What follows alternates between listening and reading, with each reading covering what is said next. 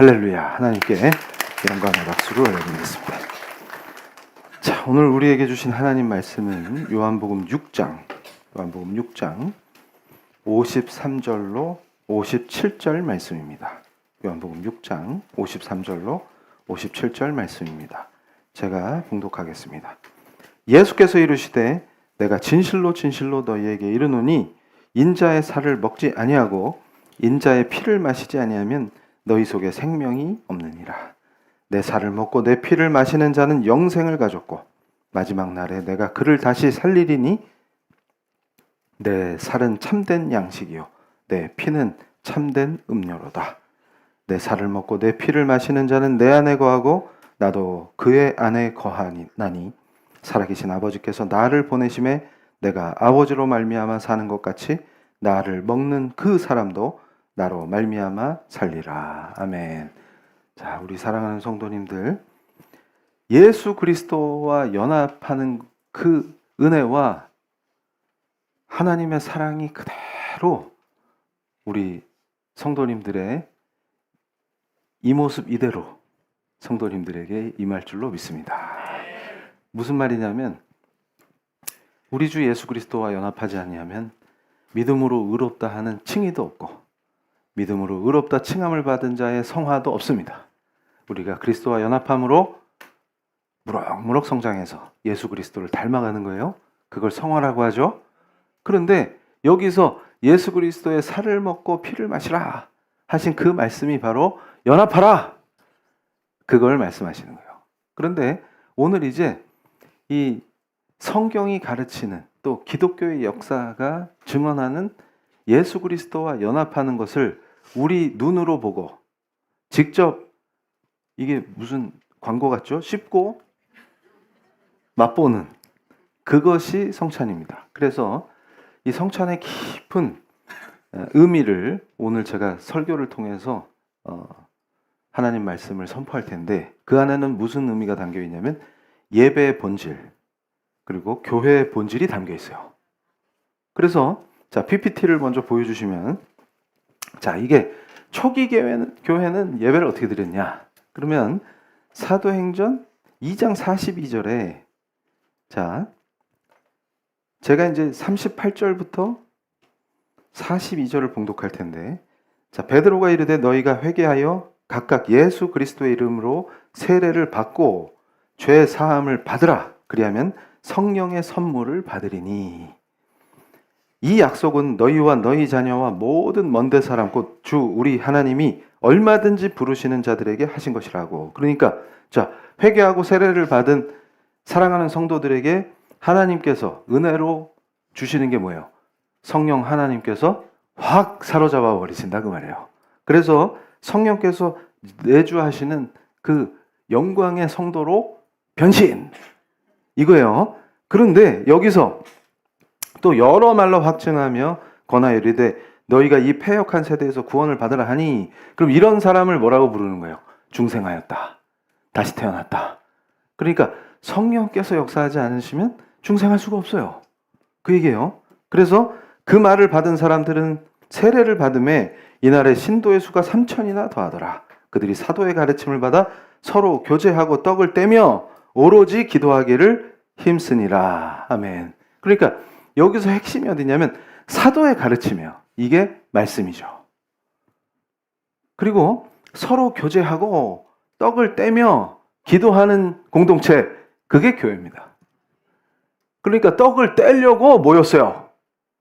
이게 이해가 되셔야 되는 거예요. 그래서 그렇구나. 그럼 우리가 지난 주일에 거룩하게 세례를 베풀었습니다. 오늘은 이제 성찬을 할 건데, 그러면 자, 우리 개혁된 교회에서 성례는 두 가지밖에 없다 그랬죠? 세례와 성찬이에요. 그래서 이 시대에 통탄할 것은 뭐가 있냐면, 자, 건강한 교회, 예수 그리스도의 참된 몸된 교회를 어떻게 알아보느냐? 그러면 순수한 말씀의 선포가 있느냐? 하나님 말씀을 가르치느냐? 사도의 가르침을 선포하느냐? 그거예요. 그리고 두 번째가 뭐예요? 세례와 성찬을 제대로 거행하느냐, 이겁니다. 성례를 제대로 베푸느냐.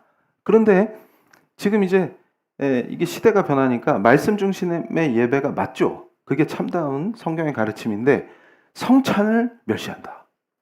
그래서 무슨 의미인지도 모르고 제가 그래서 개척하고 성찬식이 있는 주일마다 뭘 했어요? 성찬의 의미를 깊이 말씀을 풀어드렸다면 이게 무슨 의미고 우리가 성찬을 하는 이유는 여기에 있고 예수 그리스도와 연합한다는 이 의미는 무엇인가를 계속 설교했단 말이에요. 그러면 오늘도 예외가 없다. 근데 왜 성찬을 통해서 나를 기념하라 하신 예수 그리스도의 말씀을 선포하는 것이 왜 그렇게 중요하냐? 그 말씀대로 행해야 되는데 성찬을 무슨 행사처럼 하면 큰일 난다. 행사가 아니에요, 이건 행사가. 그러면서 함부로 예배를 추락시키고 예배의 의미를 상실해가면서 퍼포먼스로 추락하는 그것은 중세 말기에 개혁가들이 개혁하려고 했던 바로 그 타락한 교회의 모습입니다. 그래서 오늘 이제 깊이 들어가는데, 자, 그래서 사도의 가르침, 교제, 떡을 떼는 것, 기도, 요걸로 예배가 시작됐다 그 말이에요. 다음 페이지. 그러면 여기서 보세요. 자, 20장 7절, 주일 성수와 성찬. 그러니까 자, 20장 7절을 먼저 봉독하겠습니다. 그 주간의 첫날에 우리가 떡을 떼려 하여 모였더니 바울이 이튿날 떠나고자 하여 그들에게 강론할세 말을 밤중까지 계속하며. 이게 뭐예요? 떡을 떼려고 모였는데 거기서 언제 모인 거예요, 지금? 주일에. 그러니까 제가 주일 성수의 신학적 의미를 계속 설교한단 말이에요. 그러니까 우리는 새 창조의 안식에 들어가는 겁니다. 그게 이해가 돼야 돼요. 예수 그리스도는 안식일의 주인이시오. 그가 친히 정하신 새 창조의 안식을 우리가 주일 성수를 통해서 예배로 하나님께 드리는 거예요. 그걸 아무리 얘기해도 못 알아듣고 나는 토요일일세 이러면은 그거는 저기 세상 노래 있죠. 토요일 밤에 그 수준으로 전락하는 거죠. 우리 크리스찬은 무조건 주일날 주일을 성수한다. 그런데 그 전통이 어디서 시작됐느냐? 성경 그대로 하는 거예요. 우리는 성경 그대로. 그러니까 뭐예요? 그 주간의 첫날에 예수께서 부활하시고 친히 제자들에게 오셔서 이것을 직접 주셨다. 주일을 지켜라. 그런데 여기서 떡을 떼려고 모였는데 핵심이 어딨냐? 그러면 바울이 강론을 하는데 이게 설교예요. 말씀 선포. 그런데 여기서 이제 또 우리 성도님들이 두려워하면서 밤중까지 계속하며. 그래서 우리 목사님은 성경을 강조하시니까 오늘 밤까지 하면 어떡하지? 네, 성경은 오류가 없지만 그런 식으로 지키는 건 아니다. 걱정 안 하셔도 됩니다. 그래서 다음 페이지. 자, 여기서 중요한 게 있어요. 다음 페이지. 자, 그랬는데 그러면 떡을 떼는 게 굉장히 중요했었네요. 초기 교회에서는. 그런데 중요한 게 1215년에 화채설이라는 게 있어요. 이거 수박 화채 아닙니다. 여름에 먹는. 이게 뭐냐면 자, 떡과 포도주는 그대로인데 그 본질이 실제로 그리스도의 살과 피로 변한다는 교리예요. 근데 이게 너무 경건하게 하려다 보니까 미신으로 추락하는 거예요. 그러니까 성도들이 어떻게 생각하겠어요? 이 초창기에 자, 이게 사제가 떡과 포도주를 놓고 막 기도를 한단 말이에요. 그리고 그걸 이렇게 들어 올려요. 그러면 이제 성체가 된단 말이에요. 그러면 분병할 때 두려움에 떠는 거예요. 예를 들어서 실수로 떨쳤어. 그럼 그리스도의 살을 떨어뜨리는 지금. 그럼 죽어야지. 그럼 어떻게 하겠어요? 이거 발발발 떠니까 더 떨어뜨려. 손을 떠니까. 그래가지고 그 신부님들이 딸기코 된 것도 아니 포도주가 피로 변했단 말이에요. 그러면 성찬 다 끝나고 남은 거 어떻게 할 거예요? 그리스도의 피를 버렸다가는 큰일 나는 거예요. 그럼 자기가 다 먹어야지. 근데 아마 많이 남기를 기도했을 거예요. 그러다 보니까 어떻게 돼? 딸기코가 되고 이렇게 되는 거예요. 그리고 나중에는 이게 떡은 괜찮은데 이 포도주는 자꾸 흘려. 성도들이. 그러니까 평신도한테는 아예 분잔을 못하게 했다. 그래서 그 밀떡만 주는 거예요. 이렇게. 그러면 이렇게 받아먹는 거예요. 그렇게 바뀌었다. 그런데 이게 나중엔 어떻게 미신으로 바뀌냐면 자, 여기서 다음 페이지. 신성모독을 안 하려고 하다 보니까 성찬이 그리스도와 연합하면서 기쁨과 은혜를 누리는 거룩한 성례가 아니고 어떻게 되냐면 이게 완전히 미신화되면서 시각적으로 변하는 거예요. 그래서 고린도전서 11장 29절 말씀이 주의 몸을 분별하지 못하고 먹고 마시는 자는 자기의 죄를 먹고 마시는 것이라. 이러니까 성찬 들어오기 전에는 반드시 뭐라 해야 돼요? 고해성사를 빡시게 하고 금욕하고 막 이렇게 해야 된다고요. 그런데 자, 우리 사랑하는 성도님들이 우리 개혁된 교회에서는 매 주일을 경건하게 보내요. 그럴 때 뭐 이렇게 제가 하는 말이 있어요. 자, 주일 성수라는 게 얼마나 중요한지를 매 설교 때마다 제가 강조하니까 여기서 더 강조할 필요가 없는데 사실은 그래서 제가 신학생들한테 한번 그런 얘기를 한 적이 있어요. 야, 무당들도 산에서 뭐 산기도 갈 때 목욕 재개하고 간다. 근데 최소한 주의 종이 되겠다고 하는 자들이 그렇게 함부로 하고 있다가 주일을 섬기겠다 하면은 겁 안 나냐? 제가 가끔 그렇게 얘기해요. 그러니까 짝다리 짚고 껄떡대다가 오늘 주일이네 이러고 오면 큰일 난다고 말해요. 근데 그렇게 경건한 마음으로 주의 종들이 사역해야 하는 거하고 저건 좀 아니다. 그런데 이게 뭐예요? 자, 이거 어차피 분자는 안 하니까 밀떡 먹을 때 막 발발 떨면서 먹으니까 어떻게 하는 거예요? 그걸 사제가 이렇게 기도하면서 들어 올리는 그거를 보는 걸로 바뀌었다. 그래서 그걸 보는 게 너무 중요해. 그래가지고 그거 보는 순간에 기도하면 죽으려고 했던 애도 살아나고 막 이렇게 비염도 고쳐지고 막 이렇게 막 퍼지는 거예요. 그랬더니 이게 어떤 일이 벌어지냐면 그래서 딱 기도하고서 나면 이 밀떡이 이제 더 이상 밀떡이 아니라 예수의 살이 되는 거잖아요. 그럼 그걸 받았는데 거기서 안 먹고 감춰와. 그래서 제가 사료를 찾다가 제일 웃겼던 게 중세에 양봉업자들이 벌이 아프면 양봉 통 안에 그거 받아온 떡을 붙여. 그러면 벌들이 이렇게 시들시들하다가 막 날라다니고. 그러니까 어떻게 해요? 이게 어떻게 된 거냐면 그러다 보니까 이제 중세 말기에 가면 자 A 성당에 가서 그거 신부님이 이렇게 하는 거 봐. 그 다음에 더 은혜를 받으려면 어디로 가야 돼요? B 성당은 시간차가 있단 말이에요. 그럼 잽싸게 달려가서 한 번 더 봐. 이러고 이렇게 뛰어다니는 거예요. 그러니까 이게 지금 뭐하니? 그러면은 이걸 왜 하는지를 가르쳐야 되는데 퍼포먼스에 빠졌다 그 말이에요. 퍼포먼스에. 그래서 사료를 더 보면 더 재미난 게 뭐가 있냐면 나중에는 이거를 사제들도 숨겨놨다가 그걸 자기도 믿는 거예요. 그거. 그래가지고 무슨 속설이 있냐면 그거를 몰래 이렇게 먹이면 타가지고 자기를 사랑하게 된다. 뭐 이런 게 있었어요. 그러다 보니까 총각들이 이걸 잘 숨기고 있다가 자기가 마음에 드는 그 자매가 있으면은 자매한테 이거 주스 좀 먹어볼래? 그러면서 거기 살짝 껴가지고 준다든지 기도를 빡세게 하고서 그런 짓들을 했는데 그럼 신부님은 독신해야 되는데 왜 그런 짓을 해요? 그러니까 막장이다 그 말이에요. 그렇게 됐다. 그러니까 저는 이거를 로마 캐톨릭을 비웃자고 설명하는 게 아니에요. 잘못하면 그렇게 전락한다.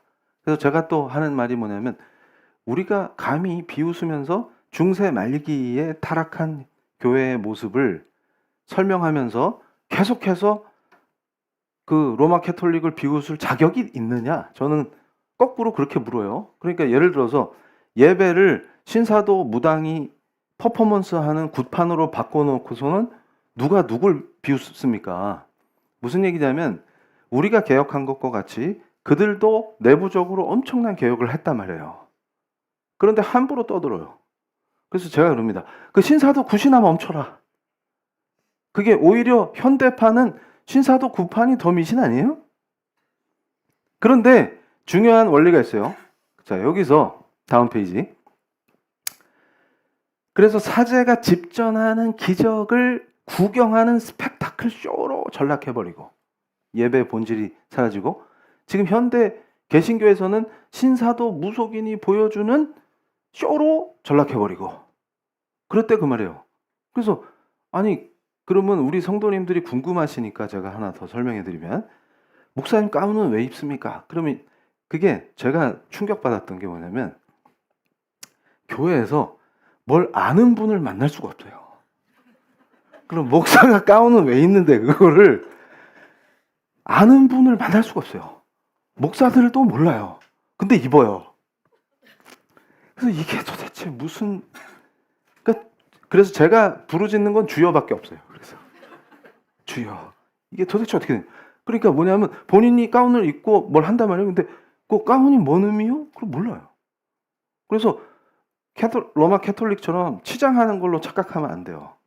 그래서 이 가운의, 우리 개혁교회의 가운의 기원은 제네바 가운이라고 하는 거예요. 칼빈이 뭐냐면 자아를 감춘다는 거예요. 그러니까 오히려 막 치장하는 게 아니고, 강단에 서면 내 자아는 죽고 오직 말씀의 대언자다 그 말이에요. 그리고 왜 하깃 가운하고 똑같냐? 하깃 가운하고 똑같냐? 학문적 권위를 상징하는 거예요. 그러니까 성경을 정확하게 강해할 수 있다. 그러니까 우리 공동체에서는 제가 선포하는 이 하나님의 말씀을 그대로 하나님의 말씀으로 받아들이고 순종하자. 성경을 그대로 강해하겠다. 그걸 선포하는 거예요. 그리고 거기서, 자, 설교자도 인간이기 때문에 자꾸 뭐가 욱 올라오겠어요. 내 생각 주입. 이런 거를 배제하겠다라고 하는 선포예요. 그 권위에 나를 종속시키겠다. 말씀에 뭘 타지 않겠다. 그걸 표현하는 거예요. 근데 무슨 가운 입고 나오면 멋있어요? 그러니까 뭐 캐톨릭도 아닌데 왜 치장을 하세요? 무식한. 치장한 게 아니라 자아를 감췄다고. 그 양복은 멋을 낼 수 있잖아요. 그러니까 내 자아를 감추는 거라고. 그럼 이건 뭔데? 왜 우리 목사님은 흰색을 좋아해요?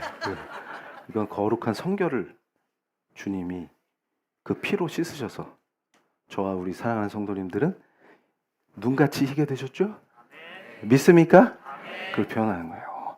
그러니까 이제 제 설교를 온라인으로 들으신 모든 성도들은 헛소리를 멈추고 은혜로 기뻐할지어다 겁니다. 그래서 자, 여기서 다음 페이지. 경건이 미신으로 바뀌면 큰일 납니다. 그러니까 이 신사도 무속짓도 왜 문제가 되냐면 더 경건하고 더 영적인 척 하다가 추락하는 거예요. 뭐냐면 그래서 말씀이 가장 중요합니다. 우리의 경건을 보증하는 것은 오직 하나님의 말씀이에요. 자, 다음 페이지. 그러면은 성령의 띠는 뭐냐? 이게 제가 이제 우리 교리 교육할 때 성령론을 할 때 요것도 이제 설명을 드려요. 근데 이게 무슨 말이냐면, 자, 요게 성찬하고 무지 관계가 있어요. 자, 부활하신 그리스도의 육체가 승천하셔서 하나님 우편에 계시죠. 그래서 지상의 떡 안에 갇힐 수 없다 그 말이에요. 이게 기가 막힌 말입니다. 그럼 자, 요 떡이 예수님의 진짜 살로 그 살이 바뀐 거냐? 그럼 그게 아니라 우리의 모든 예배와 성찬에서의 중요한 역할을 하시는 분이 성령 하나님이신 거예요. 이게 무슨 말이냐면 성령이 임하심으로 우리 성도들은, 비록 그것이 우리 교회는 떡을 카스테라로 해요. 왜 그러냐? 담임 목사 카스테라를 좋아해요. 그리고 술을 금지하기 때문에 포도주가 아니라 포도주스로 해요. 그래서 혹시 불만 있는 성도들 1년에 몇 번 그것도 박탈하십니까? 안 된다. 그래가지고 포도주스로 한단 말이에요. 그러면 그 물질, 카스테라와 포도주스가 중요한 게 아니라 성령이 임하심으로 그것이 실체가 변하는 것이 아니라 우리가 그것을 먹고 마실 때 그리스도와 실질적으로 뭐예요? 우린 영지주의가 아니에요. 그리스도는 육을 가지신 우리 주님이십니다. 그렇기 때문에 그걸 물리적으로 연합함을 체험하는 거예요. 근데 그 그리스도와 완전히 내가 연합한다. 그것을 어떻게 체험하느냐? 성령의 은혜로. 그래서 성령의 역할, 이걸 뭐냐고 하냐면 성령의 띠라고 부릅니다. 무슨 말이냐면 우리 주님은 성육신 하셔서, 성육신 하시기 전에는 로고스셨단 말이에요. 창조주. 창세기 1장에 나오는 바로 그 창조주신데, 요한복음 1장에도 나오죠. 그 로고스가 육신이 돼서, 그게 성육신이에요. 그러면 우리 주님은 그 모습 그대로 하나님이신 거예요. 그 모습 그대로 죄가 없는 완전한 인간이신 거예요. 근데 요게 이해가 되는데 그걸 믿는 거예요. 그런데 그 주님이 십자가에서 다 이루시고 부활 승천하셨는데, 그러면 하늘에 승천해 계신 아버지 하나님 우편에 계신 우리 주님과 우리가 어떻게 연합하느냐? 불가능하냐? 그것은 땅과 하늘의 거리가 의미가 없는 이유가 성령께서 역사하시기 때문입니다. 이 물리적 거리를 없애주시는 거예요. 그 성령의 은혜로. 그럼 성령 충만하다는 의미는 뭐예요? 아들과 연합했다 그 말이에요. 이 의미를 정확히 이해하셔야 돼요. 그러면 우리가 일상생활에서도 성령 충만하다. 이 말은 신비주의에 빠져서 뻘짓하는 게 아니고 그리스도와 연합했다 그 말이에요. 그리스도와 연합함으로 우리는 성화될 수 있고 그리스도와 연합함으로 기도하고, 그럼 항상 우리의 모든 기도는 그리스도 안에서, 이 예배도 그리스도 안에서입니다. 성찬도 그리스도와 연합하는 것을 특별히, 늘 연합하지만 특별히 눈으로 볼 수 있게 가시적으로 또 내가 내 육체로 느낄 수 있게 먹고 마신다 그 말이에요. 그게 제일 중요한 성찬의 의미입니다. 그래서 자, 다음 페이지. 그래서 이걸 좀 어려운 말인데 수르숨 코르다 이렇게 해요. 이게 무슨 말이냐면, 자, 개혁되기 전에는 뭐가 중요한 거예요? 지금 예수 그리스도를 끌어내려서, 그러니까 이 빵은 유한한 물질에 불과한데 거기에 영원하신 우리 하나님 예수 그리스도를 담을 수 없다, 빵에다가. 이게 기가 막힌 너무나 성경적인 표현이다 그 말이에요. 그러니까 유한은 무한을 담을 수가 없어요. 근데 단순한 상징이냐? 그럼 그 이상이다. 왜? 성령께서 역사하심으로. 그러면 우리의 모든 체험과 은혜와 감격은 성령께서 베푸시는 거예요. 그걸 이해해야 돼, 그게.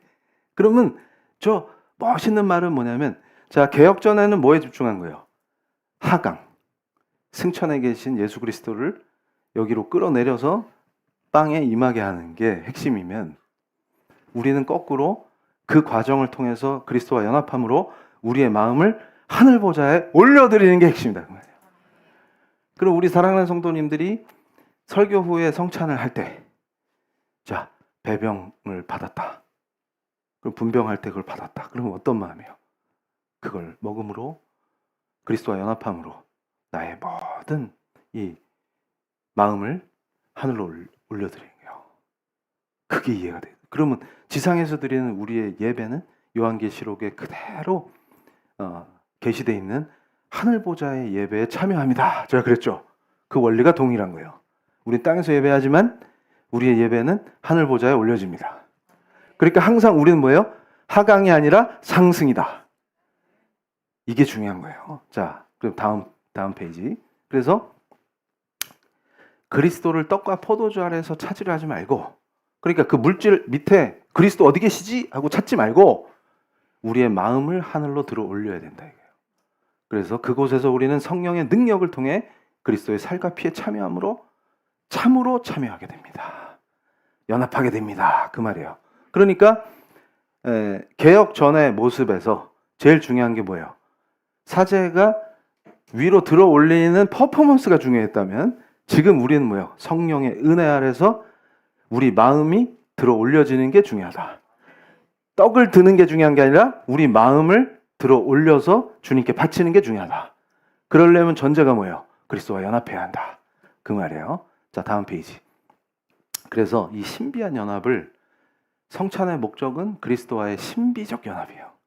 오늘 누리실 줄로 믿습니다. 그리고 구원의 서정에서 의롭다함을 받는 칭의와 성화는 모두 그리스도와의 연합에서 비롯돼요. 그러니까 이미 칭의 받고 성화되고 있는 줄로 믿습니다. 그런데 성찬을 왜 합니까? 그러면 그걸 하기 위한 행위가 아니고, 그러니까 항상 우리가 종교 생활을 청산해야 되는 게 뭐라 그랬어요? 내가 이 행위를 왜 하니? 하고 물으면 그 은혜를 받기 위한 행위가 아니고, 이미 우리는 칭의받고 성화되는 성도로서 그 주님을 기념함으로 특별히 가시적으로, 특별히 내 육이 그 그리스도와 연합하는 감격과 신비를 맛본다 그 말이에요. 그게 매우 중요한 겁니다. 자, 다음 페이지. 그래서 성찬이 그리스도의 희생을 기억할 뿐만 아니라 그 혜택을 인치고 영적 자양분을 공급하고 의무를 갱신하는 표와 인이다. 그러니까 많은 성도들이 은혜를 권리로 착각하면 교회 나와서 의무가 아니라 뭐요? 엉뚱한 짓을 하게 돼요. 그런데 은혜라는 말은 일방적으로 주셨다는 뜻이지 권리 의무 관계가 아니에요. 내가 뭘 잘해서 획득한 게 권리인데 그게 아니라 우린 잘한 게 없는데 일방적인 은혜를 받았기 때문에 그 의무의 느낌이 권리에 상응하는 의무가 아니라 뭐예요? 하나님을 사랑함으로 나를 헌신하는 것을 그렇게 표현한다는 말이에요. 그래서 이 인쳐주시는 그 감격과 기쁨 안에서 우리는 뭐를 다짐하는 거예요? 그리스도의 몸된 교회의 지체로서 하나님을 위해서 헌신하겠습니다. 그걸 또 다짐하는 거예요. 그래서 자, 다음 페이지. 제가 그래서 이 후치다와 데시아죠. 이름도 어렵죠. 요 예화를 묵상하면서 굉장히 제가 제일 먼저 은혜를 받아요.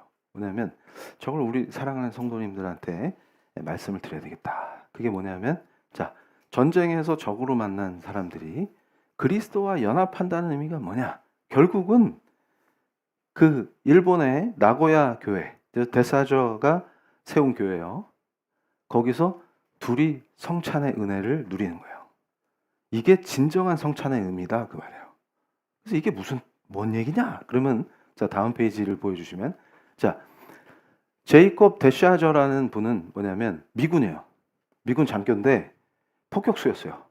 그래서 어디를 폭격했냐 그러면 자기가 나중에 주의 종으로 변화돼서 교회를 세운 나고야를 핵심 폭격하고 도쿄도 엄청 폭격했단 말이에요. 근데 이분이 뭘 겪었냐면 전쟁 중에 낙하산으로 탈출해요. 왜냐면 비행기 연료가 떨어져가지고 낙하산으로 탈출했는데 중국에서 일본군한테 잡혀갖고 40개월을 포로 생활을 했는데 일본군은 포로를 학대합니다. 그래서 고문을 엄청 당하고 굶주리고 독방에도 갇히고 전우들이 처형당하는 거, 굶어 죽는 거를 봤어요. 그러니까 어떻게 하겠어요? 이분의 내면에는 일본과 일본인에 대한 증오로 가득 차 있었단 말이에요. 그래서 이 원수들 이러고 있었단 말이에요. 그런데 자, 다음 페이지. 포로 수용소 안에서 성경 좀 달라. 근데 그걸 막 거절하니까 끝내는 성경을 얻었어요. 그래서 말씀을 막 묵상을 하는데 이때 완전히 회개하게 된 거예요. 회심해가지고 아, 주님 사랑합니다 이러면서 그리스도를 인격적으로 영접하고 크리스찬이 된 거예요. 그러니까 미국 사람이라고 다 크리스찬이 아니란 말이에요. 지금 포로로 잡혀서 말씀 묵상하다가 그리스도를 인격적으로 영접하고 크리스찬이 됐는데 이분이 바뀐 거예요. 어떻게 바뀌었냐면 자, 이거 먼저 넘기지 말고 고문한 일본 간수들을 위해서 기도하기 시작했다고 말이에요. 그러니까 크리스찬이 되면 변화되는 넘버 원. 원수를 위해서 기도한다. 그러니까 저 왼수 뭐 밥 먹다 체해서 죽었으면 좋겠다가 아니라 이게 인간적으로 가능한 얘기냐? 그러니까 자기 의지와 자기 노력으로 되는 게 아니라는 걸 보여주는 거예요. 이게 일방적인 은혜구나. 그러니까 태도가 완전히 바뀌어서 자기를 고문한 그 일본 군을 위해서 기도하기 시작했다. 그러니까 어떻게 돼요? 일본 군을 대하는 태도가 바뀐 거예요. 그러니까 희한하게 이 사람을 감시하는 군인들도 바뀐다. 그걸 체험한 거예요. 그러고 나서 자, 다음 페이지. 전쟁이 끝났는데 깊이 회개하면서 전쟁의 그 참혹함을 다 봤단 말이에요. 전사가 아니라 이제 선교사가 돼서 일본에 가야 되겠다 서원하게 된 거예요. 여기 하나님의 깊은 뜻과 섭리가 있는 거죠. 그래서 선교사로 파송돼서 30년 동안 일본 교회를 섬겼어요. 엄청나게 복음을 전한 거예요. 그래서 이분이 쓴 책이 뭐냐면 나는 일본의 포로였다. 그래서 이 간증이 일본 전국에 성경을 배포하는 그 단체를 통해서 같이 보내지는 거예요. 이렇게 성경책하고 데사저의 간증집하고 이게 같이. 그래서 일본인들에게 복음을 막 전했단 말이에요. 그런데 무슨 일이 일어났냐? 자, 다음 페이지. 바로 일본 그 장교가 해군 장교인데 그 진주만 공습 아시죠? 그 유명한 영화 제목이 돌아. 이게 공격 명령인데 이거를 실제 비행기 안에서 했던 장교예요. 후치다 미츠오는. 그런데 이 후치다가 어떻게 된 거냐면 그 일본인 포로들을 너무나 섬겨주던 미국인 간호사 얘기를 접한 거예요. 그래서 도쿄역에서 우연히 또 대샤저의 간증책을 읽게 된 거예요.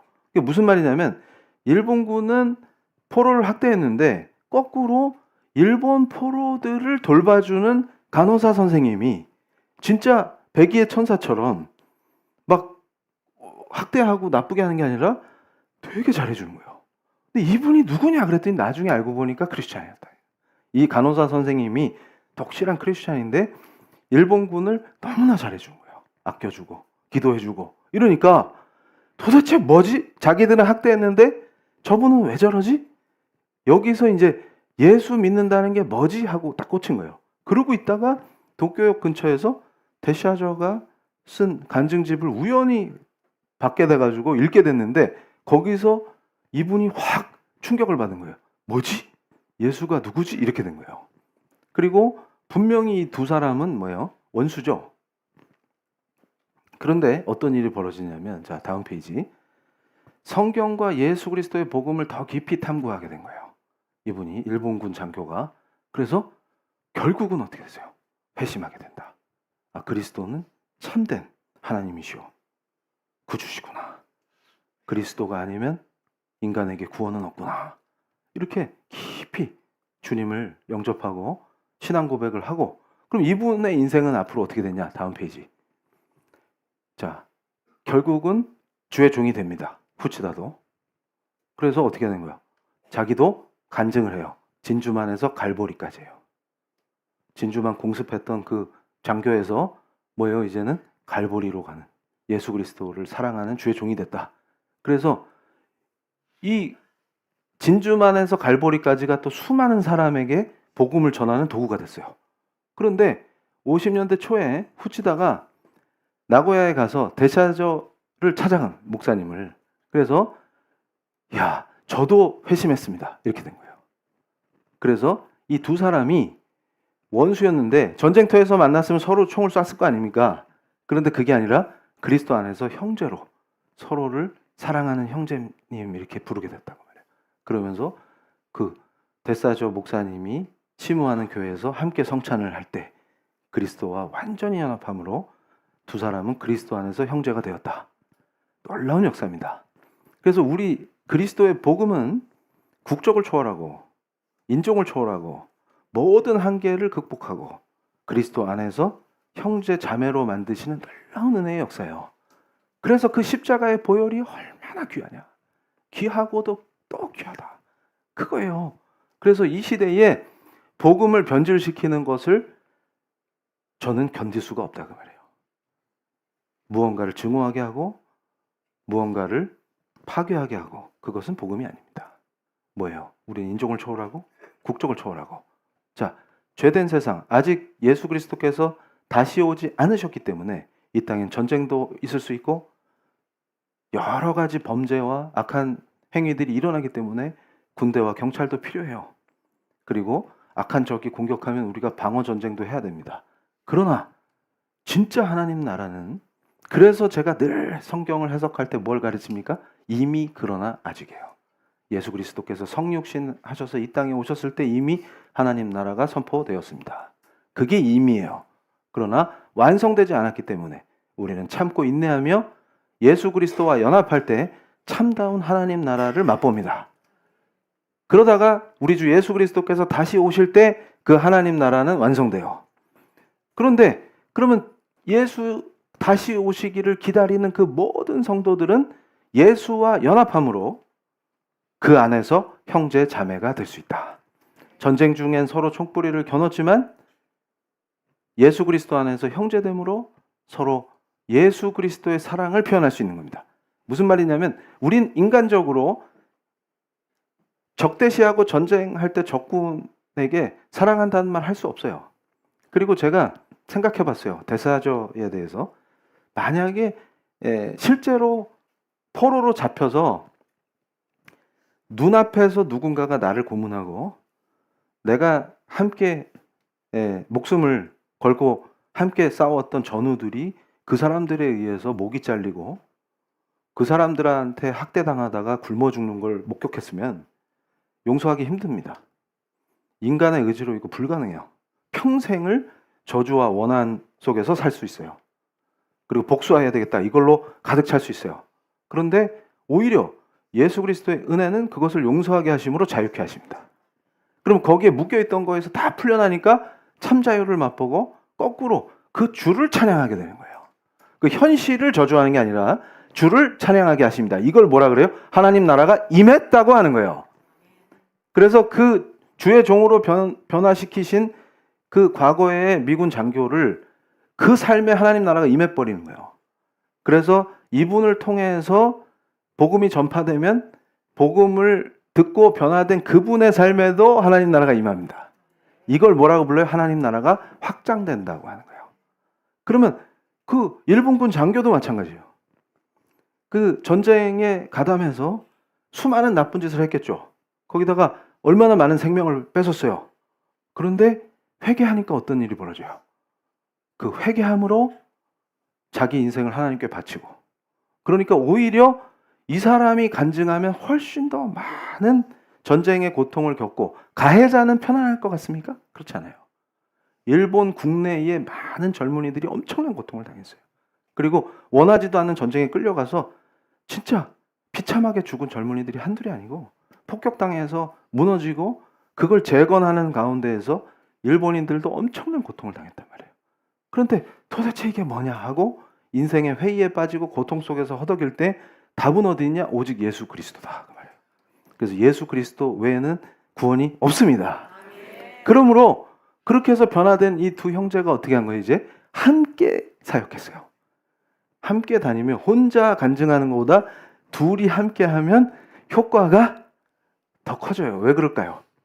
자, 한 사람이 나는 진주만에서 갈보리까지 오직 예수의 은혜입니다 간증하는 것과 서로 적이었잖아요. 둘이 손잡고 나와서 우린 그리스도 안에서 이제 형제입니다 선포한 그 순간 전기가 짜르르 오겠죠. 듣는 사람이. 그러면 그 두 사람을 보겠어요? 그 뒤에 계시는 우리 주 예수 그리스도를 보겠습니까? 그러니까 이 성찬의 은혜와 영광은 실로 인간이 생각할 수 없는 그 벽을 허물고, 자 이제 기도 준비. 인간이 생각하고 상상할 수 있는 그 한계를 넘어서고 그 안에서 주라고 시인하는 모든 사람에게 특별한 은혜와 사랑과 영광을 주실 줄로 믿습니다. 그러므로 우리가 이제 잠시 뜨겁게 기도할 때 한 가지에만 딱 집중하는 거예요. 뭐에만 집중합니까? 다른 잡스러운 생각, 복잡한 세상에 관한 모든 염려와 걱정, 또 두려움, 관계의 고통. 자, 우리 예수 그리스도는 우리를 치유하시고 우리와 연합하심으로 영원한 생명을 주신 우리의 유일하신 구세주십니다. 전쟁에서 서로 총뿌리를 겨눴던 원수도 그리스도 안에서 형제 자매 되는데, 이 세상에서 하나님께서 짝지어 주시고 부모와 형제 자매로 맺어진 그 관계 속에서의 고통이 그리스도와 연합하는 그 가운데에서 천국으로 풀어질 줄로 믿습니다. 우리가 그 결과를 기대하는 기도가 아니라 원인이 되시고 근원이 되시는 우리 주 예수 그리스도를 깊이 묵상하며 드리는 기도를 하늘 보좌에 올려드리기를 원합니다. 지금 우리 성도들의 심령 속에 더럽고 지저분한 것들, 온갖 걱정과 근심과 염려와 세상을 향한 생각들, 전략들, 이런 모든 헛된 것들을 지금 이 순간 거룩하신 우리 성령 하나님의 은혜로 말끔히 지워버리고 오직 예수로 충만하게 그리스도의 영광을 드러내시는 우리 성령 하나님의 은혜로 성령 충만케 되므로 오직 그리스도만 바라보길 원합니다. 우리 앞에 놓여진 그 거룩한 십자가를 보길 원합니다. 불평도, 다툼도, 원망도, 저주도 우리 주님이 모두 당하셨습니다. 죄로 인해 받아야 될 그 엄청난 하나님의 진노의 형벌도 그 거룩하신 하나님의 아들 예수 그리스도께서 그 십자가에서 다 당하셨습니다. 더럽고 추악한 우리 대신에, 나 대신에 주님이 십자가에 달리셨습니다. 주님이 찔리시고 흘리신 그 피로 자격 없는 우리가 이 자리에서 감히 주님을 찬양합니다. 아버지, 이 모든 은혜를 우리가 무엇으로 갚을 수 있습니까? 사랑의 주님, 그 거룩하신 희생을 우리가 감히 무엇으로 기념하겠습니까?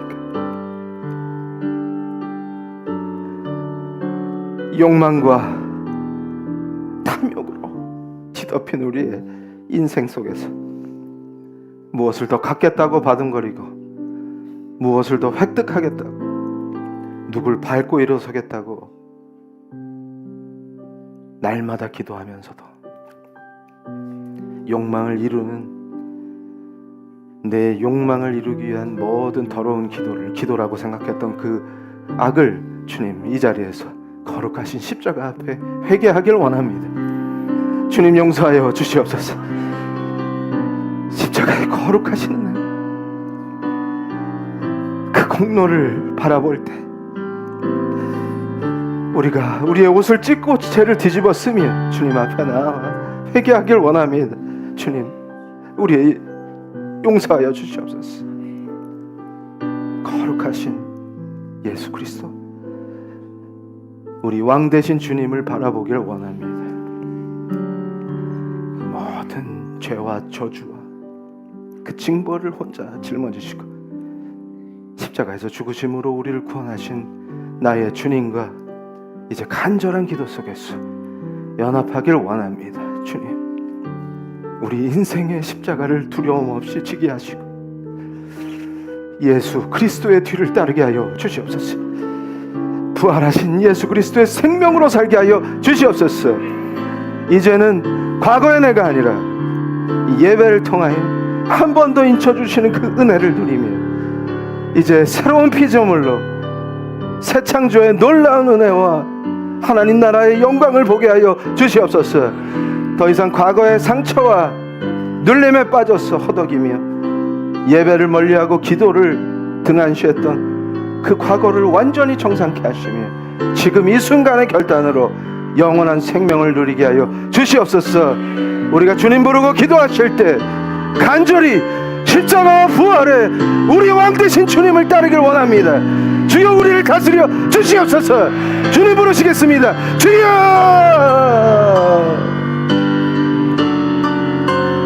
오 하나님, 성령의 충만한 은혜와 성령 하나님의 도우심을 죄된 우리가 성결케 됨으로 거룩하신 예수 그리스도와 연합하는 놀라운 은혜를 누리게 하여 주시옵소서. 이곳에 모인 성도 그 누구도 한 명의 일탈자도 없이 하나님의 은혜를 보게 하시고 우리 주 예수 그리스도와 연합하는 그 놀라운 은혜를 체험케 하여 주시옵소서.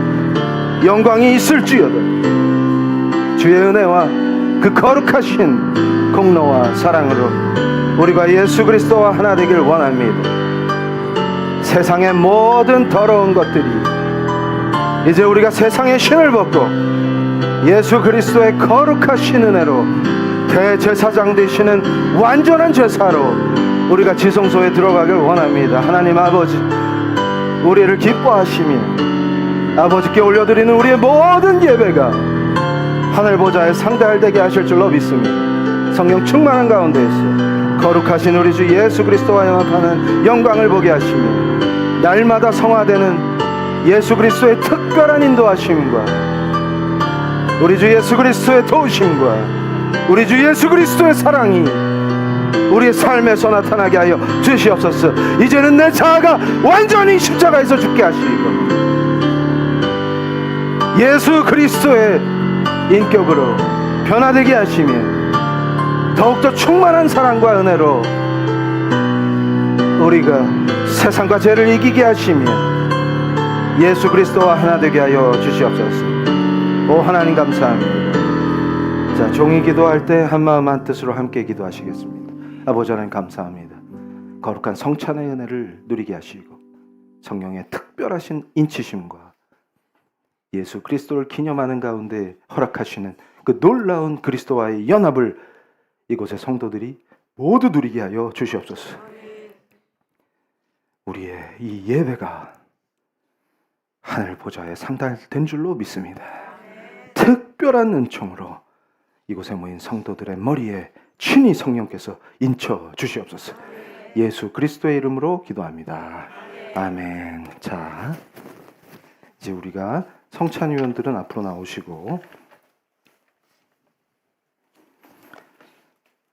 찬송가 254장, 찬송가 254장 내 주의 보혈은 찬양을 1절과 3절만 부르겠습니다.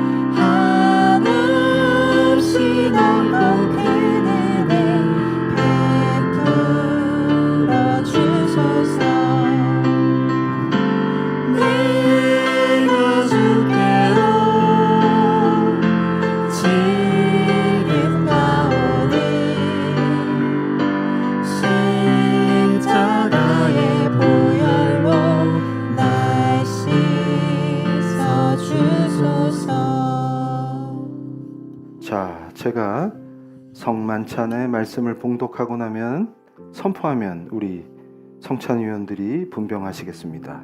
내가 너희에게 전한 것은 주께 받은 것이니 곧 주 예수께서 잡히시던 밤에 떡을 가지사 축사하시고 떼어 이르시되 이것은 너희를 위하는 내 몸이니 이것을 행하여 나를 기념하라 하시고. 자, 분병하시기 바랍니다.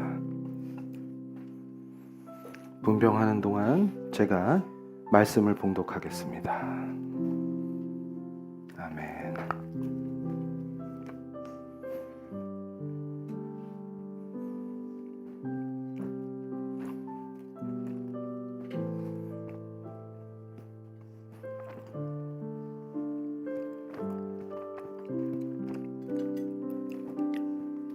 자, 분병하시기 바랍니다.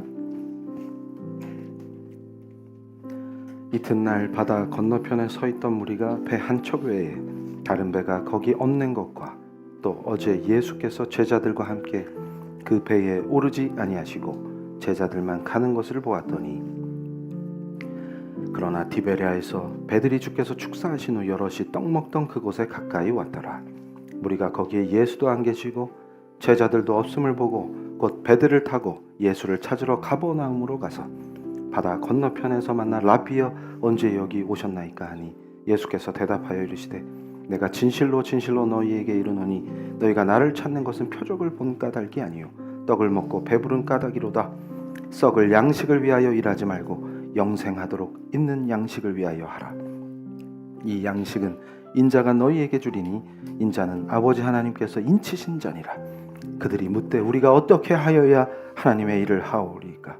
예수께서 대답하여 이르시되 하나님께서 보내신 이를 믿는 것이 하나님의 일이니라 하시니, 그들이 묻되 그러면 우리가 보고 당신을 믿도록 행하시는 표적이 무엇이나이까? 하시는 일이 무엇이니까?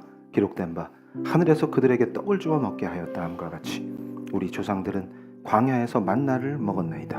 예수께서 이르시되 내가 진실로 진실로 너희에게 이르노니 모세가 너희에게 하늘로부터 떡을 준 것이 아니라 내 아버지께서 너희에게 하늘로부터 참떡을 주시나니 하나님의 떡은 하늘에서 내려 세상에 생명을 주는 것이니라. 그들이 이르되 주여 이 떡을 항상 우리에게 주소서. 예수께서 이르시되 나는 생명의 떡이니 내게 오는 자는 결코 줄이지 아니할 것이요 나를 믿는 자는 영원히 목마르지 아니하리라. 그러나 내가 너희에게 이르기를 너희는 나를 보고도 믿지 아니하는도다 하였느니라. 아버지께서 내게 주시는 자는 다 내게로 올 것이요 내게 오는 자는 내가 결코 내쫓지 아니하리라. 내가 하늘에서 내려온 것은 내 뜻을 행하려 함이 아니요 나를 보내신 이의 뜻을 행하려 함이니라. 나를 보내신 이의 뜻은 내게 주신 자 중에 내가 하나라도 잃어버리지 아니하고 마지막 날에 다시 살리는 것이니라. 내 아버지의 뜻은 아들을 보고 믿는 자마다 영생을 얻는 이것이니 마지막 날에 내가 이를 다시 살리리라 하시니라. 자기가 하늘에서 내려온 떡이라 하심으로 유대인들이 예수에 대하여 수군거려 이르되 이는 요셉의 아들 예수가 아니냐? 그 부모를 우리가 아는데 자기가 지금 어찌하여 하늘에서 내려왔다 하느냐? 예수께서 대답하여 이르시되 너희는 서로 수군거리지 말라. 나를 보내신 아버지께서 이끌지 아니하시면 아무도 내게 올 수 없으리니 오는 그를 내가 마지막 날에 다시 살리리라. 선지자의 글에 그들이 다 하나님의 가르침을 받으리라 기록되었은즉 아버지께 듣고 배운 사람마다 내게로 오느니라. 이는 아버지를 본 자가 있다는 것이 아니니라. 오직 하나님에게서 온 자만 아버지를 보았느니라. 진실로 진실로 너희에게 이르노니 믿는 자는 영생을 가졌나니 내가 곧 생명의 떡이니라. 아멘. 자, 이제 분잔하겠습니다. 자, 제가 말씀을 선포하겠습니다. 식후에 또한 그와 같이 잔을 가지시고 이르시되 이 잔은 내 피로 세운 새 언약이니 이것을 행하여 마실 때마다 나를 기념하라 하셨으니. 아멘.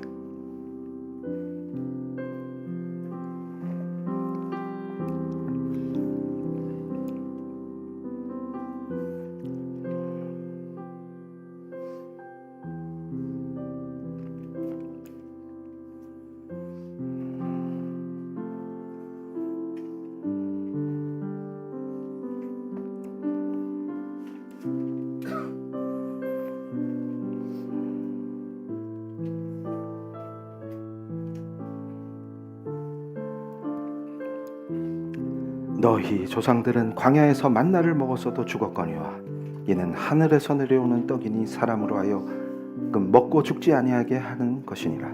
나는 하늘에서 내려온 살아있는 떡이니 사람이 이 떡을 먹으면 영생하리라. 내가 줄 떡은 곧 세상의 생명을 위한 내 살이니라 하시니라. 그러므로 유대인들이 서로 다투어 이르되 이 사람이 어찌 능히 자기 살을 우리에게 주어 먹게 하겠느냐? 예수께서 이르시되 내가 진실로 진실로 너희에게 이르노니 인자의 살을 먹지 아니하고 인자의 피를 마시지 아니하면 너희 속에 생명이 없느니라. 내 살을 먹고 내 피를 마시는 자는 영생을 가졌고 마지막 날에 내가 그를 다시 살리리니 내 살은 참된 양식이요 내 피는 참된 음료로다. 내 살을 먹고 내 피를 마시는 자는 내 안에 거하고 나도 그의 안에 거하나니 살아계신 아버지께서 나를 보내심에 내가 아버지로 말미암아 사는 것 같이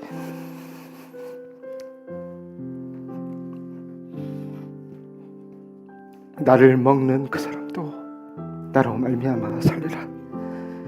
이것은 하늘에서 내려온 떡이니 조상들이 먹고도 죽은 그것과 같이 아니하여 이 떡을 먹는 자는 영원히 살리라. 이 말씀 예수께서 가버나움 회당에서 가르쳐 주실 때 하셨느니라. 제자 중 여럿이 듣고 말하되 이 말씀은 어렵도다. 누가 들을 수 있느냐 한데 예수께서 스스로 제자들이 이 말씀에 대하여 수군거리는 줄 아시고 이르시되 이 말이 너희에게 걸림이 되느냐? 그러면 너희는 인자가 이전에 있던 곳으로 올라가는 것을 본다면 어떻게 하겠느냐? 살리는 것은 영이니 육은 무익하니라. 내가 너희에게 이른 말은 영이요 생명이라. 그러나 너희 중에 믿지 아니하는 자들이 있느니라 하시니, 이는 예수께서 믿지 아니하는 자들이 누구며 자기를 팔자가 누구인지 처음부터 아심이로라. 또 이르시되 그러므로 전에 너희에게 말하기를 내 아버지께서 오게 하여 주지 아니하시면 누구든지 내게 올 수 없다 하노라 하시니라. 그때부터 그의 제자 중에서 많은 사람이 떠나가고 다시 그와 함께 다니지 아니하더라. 예수께서 12 제자에게 이르시되 너희도 가려느냐? 시몬 베드로가 대답하되 주여, 영생의 말씀이 주께 있사오니 우리가 누구에게로 가오리이까? 우리가 주는 하나님의 거룩하신 자인 줄 믿고 알았사옵나이다. 주께서 대답하시되 내가 너희 12를 택하지 아니하였느냐? 그러나 너희 중에 한 사람은 마귀니라 하시니, 이 말씀은 갸롯 시몬의 아들 유다를 가리키심이라. 그는 12 중에 하나로 예수를 팔자로라. 그때 예수께서 갈릴리에서 다니시고 유대에서 다니려 아니하시거늘 유대인들이 죽이려 함이라라. 유대인의 명절인 초막절이 가까운지라 그 형제들이 예수께 이르되 당신이 행하는 일을 제자들도 보게 여기를 떠나 유대로 가소서. 스스로 나타나기를 구하면서 묻혀서 일하는 사람이 없나니 이 일을 행하려 하거든 자신을 세상에 나타내소서 하니, 이는 그 형제들까지도 예수를 믿지 아니함이로라. 예수께서 이르시되 내 때는 아직 이르지 아니하였거니와 너희 때는 늘 준비되어 있느니라. 세상이 너희를 미워하지 아니하되 나를 미워하나니 이는 내가 세상의 일들을 악하다고 증언함이라. 너희는 명절에 올라가라. 내 때가 아직 차지 못하였으니 나는 이 명절에 아직 올라가지 아니하노라. 이 말씀을 하시고 갈릴리에 머물러 계시니라. 그 형제들이 명절에 올라간 후에도 자기도 올라가시되 나타나지 않고 은밀히 가시니라. 명절 중에 유대인들이 예수를 찾으면서 그가 어디 있느냐 하고 예수에 대하여 무리 중에 수군거림이 많아 어떤 사람은 좋은 사람이라 하며 어떤 사람은 아니라 무리를 미혹한다 하나, 그러나 유대인들은 두려워함으로 드러나 그에 대하여 말하는 자가 없더라.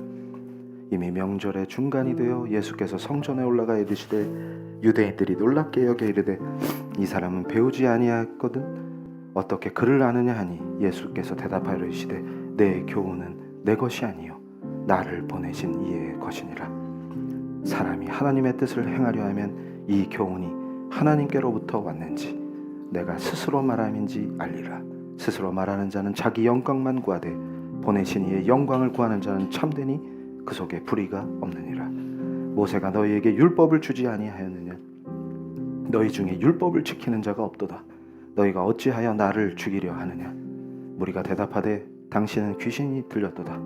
누가 당신을 죽이려 하나이까? 예수께서 대답하여 이르시되 내가 한 가지 일을 행하며 너희가 다 이로 말미암아 이상히 여기는도다. 모세가 너희에게 할례를 행했으니 그러나 할례는 모세에게서 난 것이 아니요 조상들에게서 난 것이라. 그러므로 너희가 안식일에도 사람에게 할례를 행하느냐? 모세 율법을 범하지 아니하려고 사람이 안식일에도 할례를 받는 일이 있거든 내가 안식일에 사람의 전신을 건전하게 한 것으로 너희가 내게 노여하느냐? 외모로 판단하지 말고 공의롭게 판단하라 하시니라.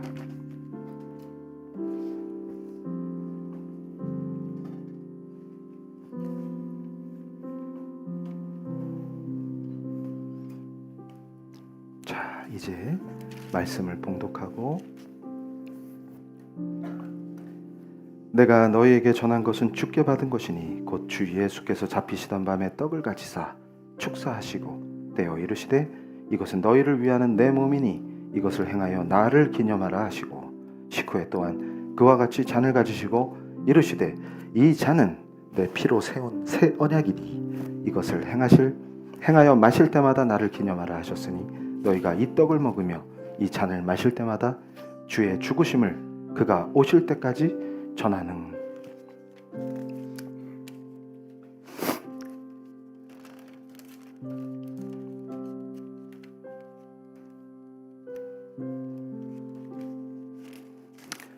전하는 것이니라. 그러므로 누구든지 주의 떡이나 잔을 합당하지 않게 먹고 마시는 자는 주의 몸과 피를 대하여 죄를 짓는 것이니라. 사람이 자기를 살피고 그 후에야 이 떡을 먹고 이 잔을 마실지니 주의 몸을 분별하지 못하고 먹고 마시는 자는 자기의 죄를 먹고 마시는 것이니라. 그러므로 너희 중에 약한 자와 병든 자가 많고 잠자는 자도 적지 아니하니 우리가 우리를 살폈으면 판단을 받지 아니하려니와 우리가 판단을 받는 것은 주께 징계를 받는 것이니 이는 우리로 세상과 함께 정죄함을 받지 않게 하려 하심이라. 그런즉 내 형제들아 먹으러 모일 때에 서로 기다리라. 만일 누구든지 시장하거든 집에서 먹을지니 이는 너희의 모임이 판단받는 모임이 되지 않게 하려 함이라. 그 밖의 일들은 내가 언제든지 갈 때에 바로 잡으리라. 아멘. 기도하시겠습니다. 아버지 하나님 감사합니다. 우리가 거룩하신 주님의 살과 피를 먹고 마심으로 그리스도와 완전히 연합한 줄로 믿습니다. 주님께서 정하신 모든 그 규례를 따라 우리가 거룩한 그리스도의 몸된 교회를 하나님의 은혜로 세우게 하시고 그 안에서 지체되게 하시니 감사합니다. 주께서 분별하여 지키라 하신 모든 것을 주의 뜻대로 순종하길 원합니다. 이제 그리스도의 지체로 결단하는 성도들에게 특별한 은혜를 베푸시고 그리스도와 연합한 가운데에서 주께서 주시는 희락과 평강과 하나님과의 거룩한 화평을 누리게 하시며 가는 곳마다 예수를 증거케 하시며 나를 기념하라 하신 그 예수 그리스도의 뜻대로 살게 하여 주시옵소서. 우리가 머리 대신 그리스도의 영광을 위하여 몸된 피엘교회에 지체되게 하시니 감사합니다. 교회를 위하여 헌신하게 하시고 하나됨으로 온전한 몸을 이루게 하여 주시옵소서. 오늘의 은혜를 감사드리며 예수 그리스도의 이름으로 기도합니다. 아멘. 하나님께 영광의 박수를 올려드리겠습니다. 자, 봉헌하시겠습니다. 아버지 하나님 감사합니다. 성찬의 은혜를 누리게 하시고 그리스도와 연합하는 놀라운 성령의 인치심 속에서 우리 성도들을 하늘 보좌에 올려드립니다. 주님 기뻐 받으시고 우리가 드리는 산 제물로서의 삶의 예배를 받으시며 그 가운데에서 수확한 모든 은혜의 산물을 하나님께 예물로 올려드립니다. 하나님 기뻐 받으시며 성도들의 수고한 손길을 늘 복주시며 기억하시며 우리 성도들의 모든 일터가 하나님께서 영광을 받으시는 하나님의 통치의 자리가 되게 하여 주시옵소서. 대대로 복을 누리게 하시며 풍성한 수확을 누리는 포도원으로 생계를 걱정치 아니하며 독립되고 당당한 경제력을 성도들이 모두 갖추게 하여 주시옵소서. 예수 그리스도의 이름으로 기도합니다. 아멘. 할렐루야. 자, 잠깐 광고하고 자, 오늘 오후 4시 반부터 PL교회 제1회 총회가 열립니다. 비전 선포는 내년 부활절 때 하고 오늘 있는 총회는 주로 재정보고 중심으로 하고 빨리 짧게 마치겠습니다. 그리고 우리 초등부, 유치부 교사들이 많이 필요하니까 적극적으로 지원해 주시고 또 찬양팀 반주자 유급으로 섬길 분들 지원해 주시면 감사하겠습니다. 그리고 오늘도 변함없이 교리교육이 있죠. 그래서 오늘도 제 설교를 들으시면서 많이 은혜를 받으셨을 줄로 믿습니다. 교리가 중요한 거예요. 교리를 어떻게 세우냐에 따라서 성도의 삶이 바뀌어버립니다. 그래서 제가 교리를 강조합니다. 그래서 교리교육을 잘 받으시고 오후 예배 때 뵙겠습니다. 잘 교리교육 받으시고 축도함으로 이 예배를 온전히 하나님께 올려드리겠습니다. 지금은 십자가의 놀라우신 은혜와 공로로 우리의 모든 죄를 사하시고 구원하사 부활하여 승천하셔서 통치하시는 우리 주 예수 그리스도의 은혜와 모든 구원의 근원 되시는 하나님 아버지의 그 깊으신 사랑과 성령님의 내주교통 감동 감화하시며 그리스도와 완전하게 연합시켜 주시는 그 놀라운 성령의 은혜가 머리 숙여 기도하는 우리 PL교회 성도들 위에 온라인 성도들 위에 그 후손들 위에 지금부터 영원토록 함께 있을지어다.